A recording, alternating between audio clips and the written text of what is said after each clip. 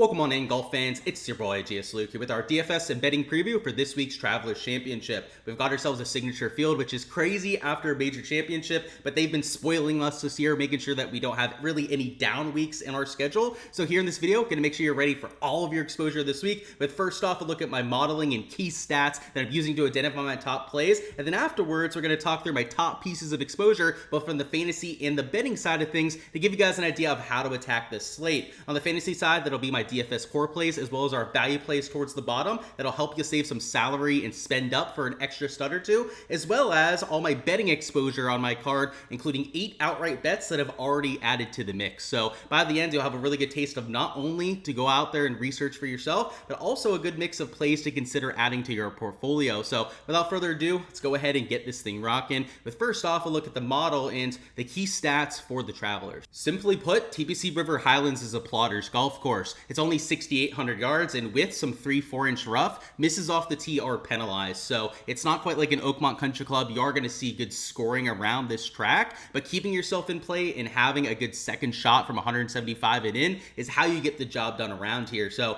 the first key stat at the top would be your shots gained approach, and really the one thing that we'll point out here, because shots gained approach is always number one in my modeling, is that from 125 to 175, it's about 2 to 3 times more important at this golf course than any other ones on tour. And the reason for that is if you look at the approach distribution, there's over 8 shots per round coming in these two buckets, which is almost double what we typically see, maybe even a little bit over double some other golf courses. So if you're just using all the stats on approach the exact same this week, you're probably making a little bit of a mistake. So if anything, add some extra emphasis on those two buckets. Off the tee, this is an accuracy first golf course, as you'd expect at only 6,800 yards. So driving accuracy, the main thing I'm honing in on when I'm looking at off the tee stats on top of your regular form over the last 24 and 12 rounds. Putting stats, you want to look at form as well over the last 12 and 24 rounds, but I'm also adding in some bent POA stats for a player's baseline on the surface, as that's the type of agronomy we have at this track. Par 4 scoring, more important at a par 70 setup with the 2 extra compared to a par 72.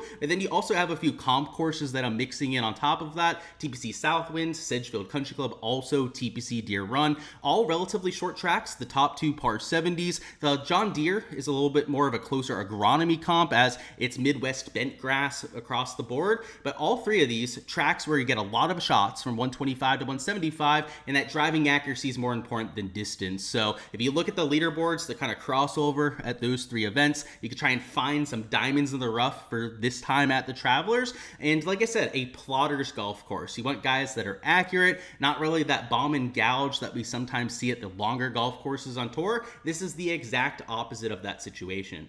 And now that we're on the same page with the golf course, let's go through my exposure for this week. So first play, core play at the top is going to be Collin Morikawa at $10,200, who is a quintessential course fit around this track. He's accurate off the tee, which is very important with the shots gained off the tee metrics, but also with his shorter irons, and in particular from 125 to 175, he is one of the best players that we have in the world, whether it's the 2025 stats where he's top 25 in most categories, or even over the last 2 or 3 seasons combined, he's top 5 in most of those categories. So iron play is going to be there. We come to expect that from a Collin Morikawa. And what I really think makes him a good setup for this tournament in particular is that it's a buy low spot. He's not had the best last month on tour, and there's been one specific reason for that, and that would be the shots gained putting. Over the last 12 measured rounds, he is gaining significantly from tee to green. In fact, almost 1.6, 1.7 shots in those 3 categories, but losing 0.55 shots gained putting per round. That's just not going to cut it if you want to be an elite tier player. And if we go to the last 24 measured rounds, so zoom out just a little bit more,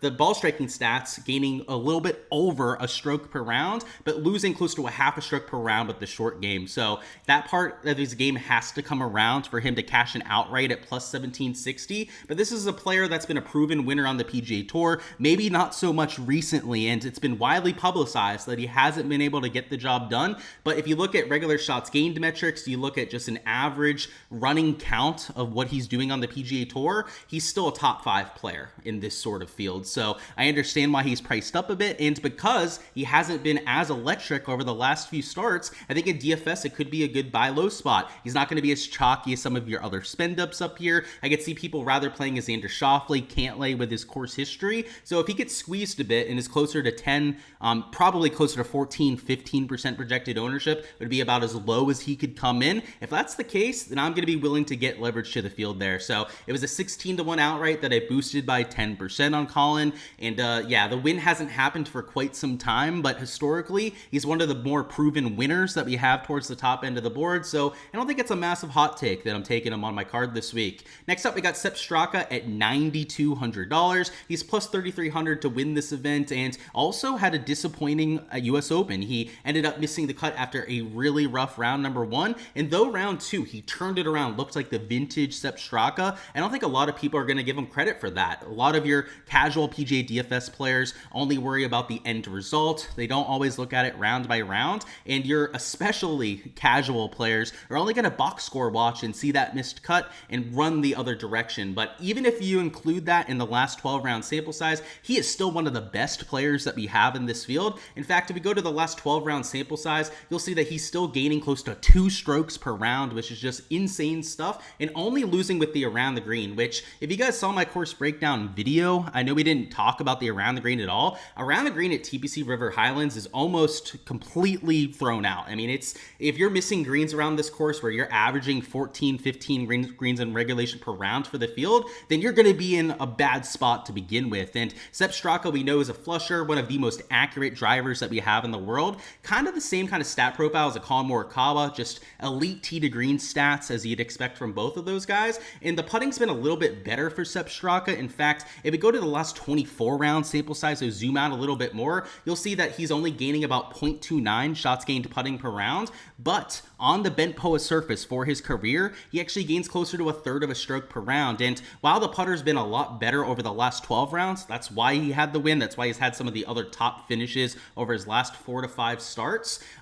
There's reason to believe that he could continue that on this surface because it's historically been his best on tour. So, if people are going to jump train just because of one bad performance, then I'll take advantage of that at slightly lower ownership. Unlike Collin, though, I don't see many people to squeeze him, maybe other than like a Sam Burns, a Victor Hovland. After their close calls at the US Open, I do think that they will get some play by the fields and GPPs. But Sepp Straka, I think will probably be over 15% projected owned. I kind of know that on a Monday that he's not going to be getting me a lot of differentiation at $9,200, but it's not who you play, it's how you play them in your lineup that truly matters. And if you're going to take somebody that's a little bit more chalky, a little bit more popular than the rest of the field, then I'm okay doing it with a 9-10K player. Not so much when we're getting down to that 6 and 7K range where, your higher owned guys can be 3, 4, even 5 times higher owned than some of the other guys around them. Sepp Straka might be a little bit more popular than most in this range, but at most, he'll probably be like 1.5x ownership compared to the lowest guy around him. So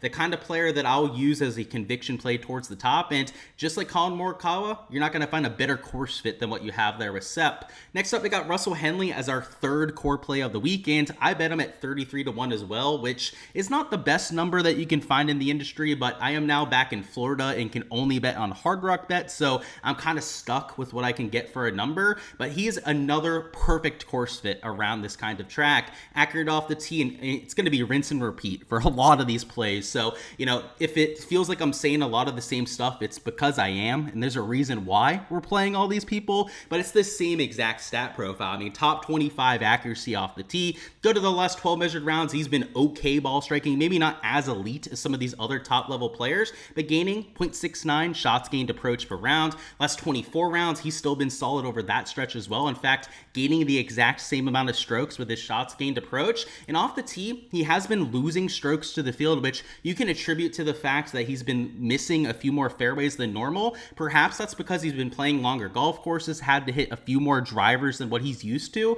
If you guys saw my course breakdown, there are a ton of layup holes around a TPC River Highlands where he can just put the ball in play, not have to worry about the distance. It's only a 6,800 yard golf course, so it's not that big of a factor to begin with. And then lean into the strengths, which have been that approach play. He's an okay putter on the bent POA surface. He's about close to his baseline there, so not really a help or a hurt on this kind of surface. If he can just be a neutral with the putter, gain a couple strokes off the tee on an approach this week, I love his floor for like a top 25. But if we happen to get a spike putting performance, which which Henley is an extremely volatile putter. He's very hard to predict when it comes to the putting stats, but if you get him on a week where he gains those 4 or 5 strokes putting, that's when he gets into contention. He's so consistent when it comes to the rest of his game. That's why he's a top 25, top 30 machine. But in GPPs, we do need that top level upside to end up getting there, but he has an avenue to get there. It's a relatively narrow avenue. He does have to have that spike putting week, but it's at least within the range of outcomes. Next up, we got our last core play of the week, and we're going to have a few more outrights to take as well. So another 4 value plays towards the bottom, but our last core play over $8,000, it's going to be a Shane Lowry at plus 4,400. And for DFS purposes, he's $8,300. And I just can't quit the guy. I've been playing him the last few weeks, and I've had quite a bit of exposure as well. And he's done jack shit. In fact, he's missed cuts. He's really kind of hurt me in my portfolio. But if I played him at courses where he was a decent course fit and he didn't get there, and I jump ship now at another golf course that really fits his game, then he's probably going to win the damn thing. And I'd look like a complete idiot jumping off a week early. So I'm going to commit to Shane Lowry. I'm going to use him despite some of the poor results over the last few weeks, because this is a golf course where driving accuracy matters. Last year on tour, he was top 30 in driving accuracy. This year, he's top 50 in the category. And when you take a look at the proximity buckets, and I'm going to go to the last 12 measured rounds here too, so you guys can see the exact stats. Overall, he's gaining a crap ton of strokes with his shots gained approach, but his best categories are between 125 and 175, and those are the shots where you're going to have over 8-9 approaches per round around a TPC River Highlands. So you're telling me we're getting an elite player in these buckets, a good player off the tee, and then kind of like Morikawa, and I think it's going to be even more pronounced with the Shane Lowry, is you're going to get people jumping ship. He's going to be lower owned than he should be because of some of the recent results. Us PGA DFS players are a bit emotional at times when it comes to our exposure. We hold grudges, and that's something that I try and take out of my process. I try and be as unbiased as humanly possible when it comes to making these plays. And the fact of the matter is, he's still hitting the ball well. 1.6 shots gained approach per round. Even if you go to the last 24 rounds, so give him a larger sample size, he's still gaining 1.2 shots gained approach per round. That's the most consistent part of golf. That's the most important part of golf that we use for handicapping purposes.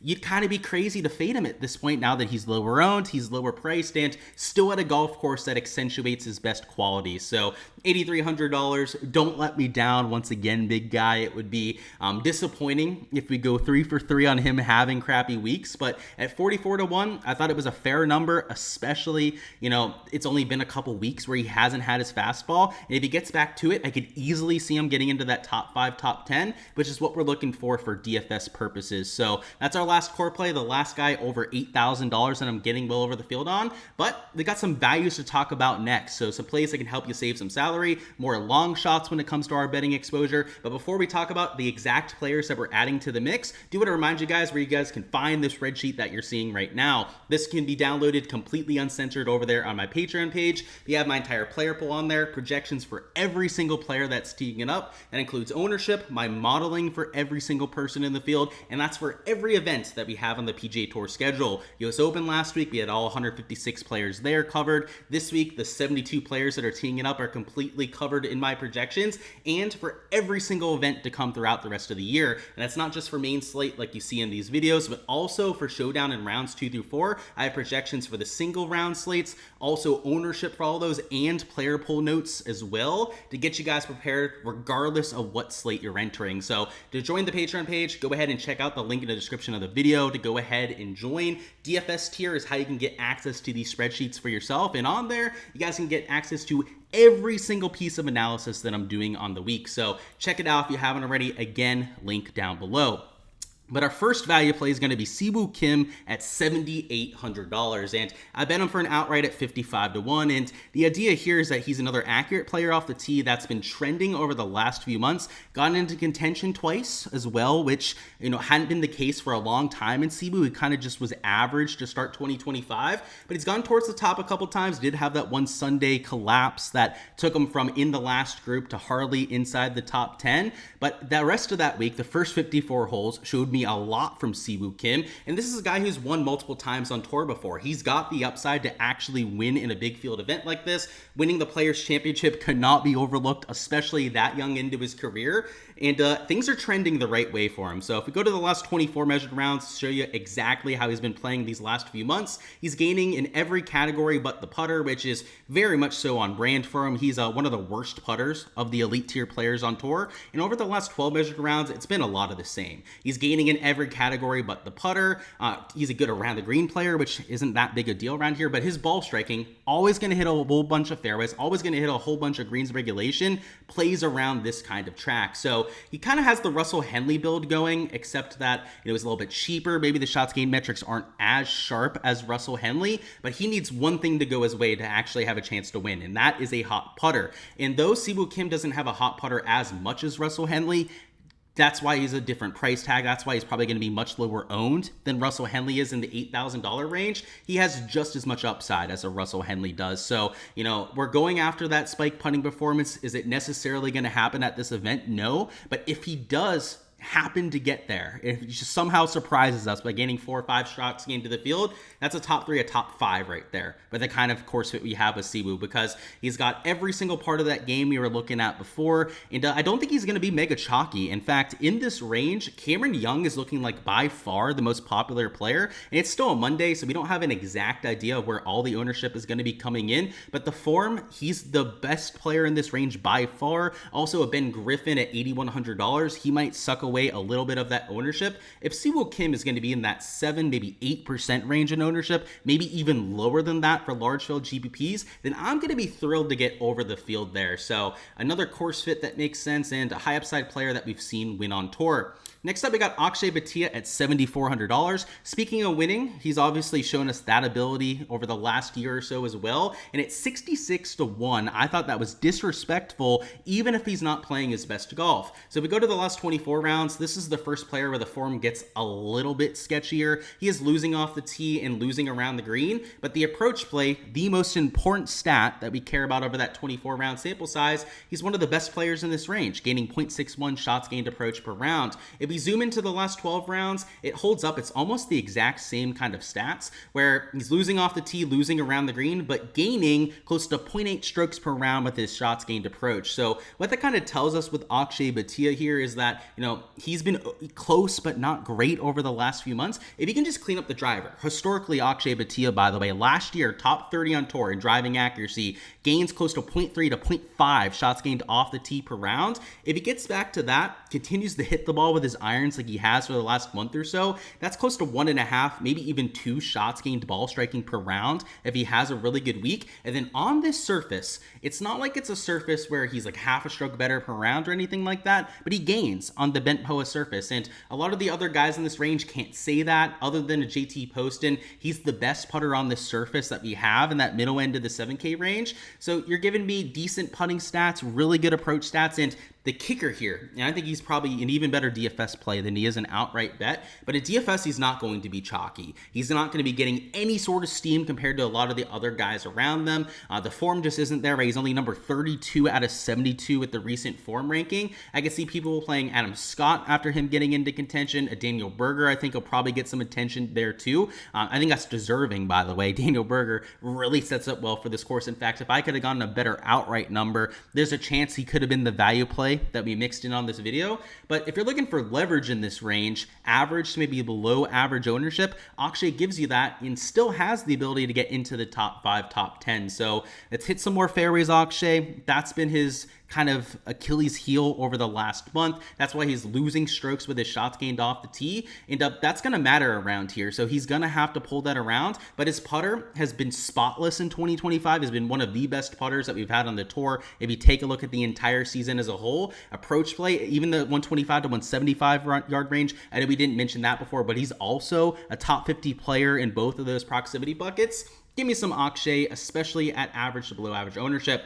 And then our next value play is going to be Nick Taylor at 6,900. I got him at 110 to 1 to win this thing, and I do think he's going to get some steam. So this is not going to be a low-owned value play towards the bottom. The next player we go through is. So if you're looking for some leverage in the 6K range, Nick Taylor is not going to give that to you, but even in the last 24 round sample size, which is a relatively large one here, Nick Taylor's by far the best player in this range. He's gaining over a stroke per round with his shots gained profile. Off the tee, he's more of an accuracy guy than a distance player, so I love that around this sort of track, and that's been the issue, right? I mean, he's still hitting fairways, he just doesn't hit the ball a long way, and that's why he's losing strokes to the field. That's not going to be the case at TPC River Highlands. 6,800-yard golf course, it does not matter if you hit the ball 330 yards. In every other category, he's been, like I said, one of the best players that you have in this field. Go to the last 12 measured rounds, so we zoom in even more. He has an even better stat profile. In fact, he goes from gaining 1.1 to 2 strokes per round over that sample size. He is into the positive with the off the tee, so he's been hitting a lot more fairways over the last few events.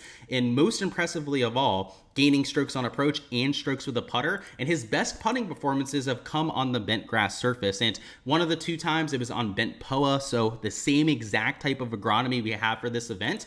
It was kind of mind-blowing for me to even see him at 100 to 1. I boosted that up to 110. And for him to be at $6,900 was mind-blowing to me too. I mean, he's just playing much better golf than the rest of the guys around him. He's a proven winner too. He gets into the mix. He normally has that dog in him and doesn't choke towards the last few rounds. You know, he might get beat. He might have somebody like Scotty Scheffler end up stealing a win from him, that sort of thing. But he's not going to go out there and shoot like +5, +6 like Sam Burns did on Sunday and completely throw the thing away. So Nick Taylor, $6,900. I think he's a very, very cheap player. Very fair price tag for sure that you can use to offset some salary and spend up for an extra stud or two. But ownership-wise, that would be the one massive negative there, is that you're not going to be different. You're not going to be the only one that think that Nick Taylor is a really good play this week, but still worth mixing in if you can differentiate elsewhere. And then the last value play we have is going to be Andrew Novak at $6,700. I got him at 100 to 1 to win this thing, which, again, I think he's a better DFS play than an outright, kind of like what we had with Akshay Bhatia. But there's still a chance that he could win at this sort of golf course because it's not one that's super off the tee heavy. And Andrew Novak, if he has one kind of weakness to his game, and I wouldn't even say it's a weakness, but it's just his approach play is a little bit better than his off the tee at times, but it's his off the tee, right? He's losing strokes off the tee over the last 24 rounds, but gaining on approach, gaining with the putter, and even though the last 12 measured rounds haven't been otherworldly or anything like that, it's been a very respectable stat profile. I mean, about a neutral off the tee. He does happen to hit a lot more fairways than he does hit the ball a long way. That's good around TPC River Highlands. And the approach play, 0.6 strokes per round. It's one of the best numbers, if not the best number of all the guys priced around him. And on this surface, he's not insane on it, right? We're not talking about a stroke gained per round on the bent POA surface, but he gains about 0.2 strokes per round, a little bit better than that 24 round sample size. I feel like people kind of forgot about Novak after, had the near miss against Justin Thomas, ended up winning the team event with Ben Griffin. I mean, he was a very popular play for quite some time because of that kind of form, and he's hardly fallen off. I mean, 24 round sample size, almost looks the exact same as the last 12 round sample size, and now he's $6,700. No one wants to use him in DFS for whatever reason. Yet he's gaining a half a stroke per round with the recent form. I know it's only number 42 in the field, but let's not act like he's playing terribly hitting, and he's at least still gaining strokes to the rest of the field. 100 to 1 felt disrespectful, but in DFS, especially like Akshay, he's going to be average to well below average ownership. And for a 6K range player, that might be sub 3 or 4% ownership, which could help you offset some chalk like Nick Taylor if he has him as another value play in that lineup.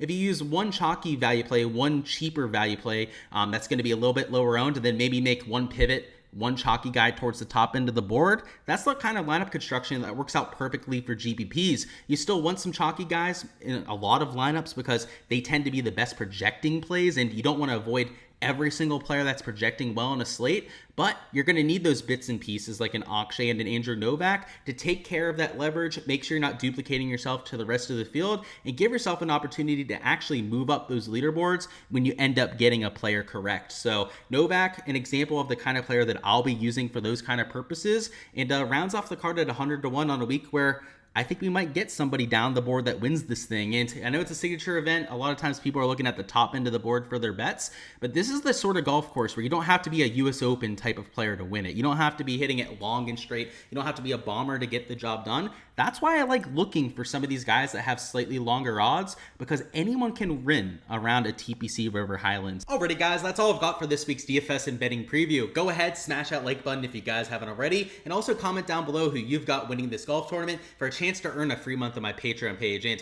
all you've got to do is give me somebody at least 30 to 1 to win. Make sure to check the sports books and so that you're eligible for this giveaway. But give me somebody 30 to 1 or more, and if they end up getting the job done, then you'll get a free month access to the Patreon, which of course is where all my projections are posted. That spreadsheet that we used for the video can be found in its entirety. On there, my entire player pool, every single bet that I'm playing as well, and all the projections and modeling to help out with your research. And not only do we have all the stuff for the DFS side as we talked about, but also all the prop stuff that I'm doing on Underdog and Prize Picks. So that includes stat averages for every single round at these events, weather reports to help you guys handicap as well, and every single Underdog and Prize Picks prop, matchup I'm taking on the sports books, you guys name it. All that exposure posted for you guys too. So go ahead, give me your guess for the winner for a chance to earn that. And it's going to be on a first come, first serve basis. So once a player's taken once for that giveaway, they cannot be taken again. So early bird gets the worm. Go ahead, claim your player before anyone else goes out there and steals them from you.